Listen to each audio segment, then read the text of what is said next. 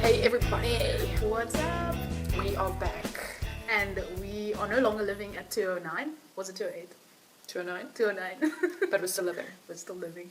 So we're just going to do some short questions and reflections. And today's question is to Ayanda.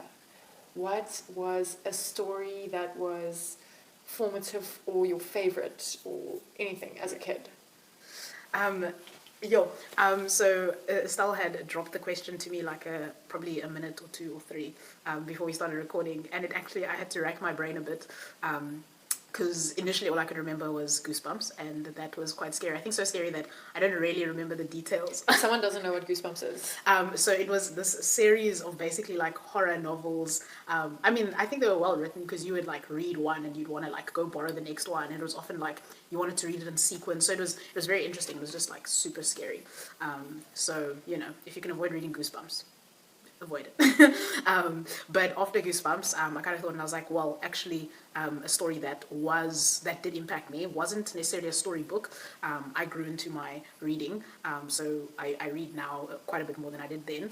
But a story that I really enjoyed was from a movie. It was Spider-Man 1, with the original Spider-Man and the true Spider-Man, in my personal opinion, Tobey Maguire. And from that movie, what was really cool for me was I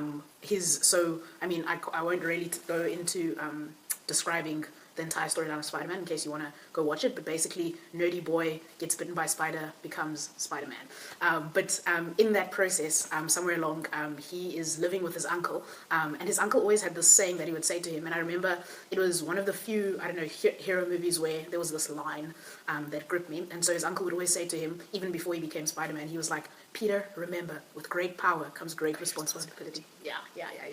And I think that was, so when he got his spider powers, I think, and his uncle died shortly after Peter Parker got his powers, but I think that was a driving motivation in him accepting this responsibility. Now that he'd been bitten by the spider, he had this power to help people, and so because he had it in his hands to be able to help others, he was like, well, it's my responsibility therefore to help others. But also what's cool was, I think, in his being a superhero, he learned as well that he couldn't save everyone, which was also, I think it was such a well-balanced movie, and kind of like the lessons that it brought across, that yes, it's amazing to have the sentiment of, if I have it in my power to help, I help, but also the reality that you can't always help everyone, which is a humbling thing, but also a true thing, because we're people and we can't save really. Obviously that's, Spider-Man isn't real, in case you didn't know. But it was just a very, very cool movie, and it's a line that's stayed in my mind since I watched it, so that was really, really cool for me. Cool. Thank you for telling us about your favorite childhood story. Thanks to all you superheroes. Keep doing your thing.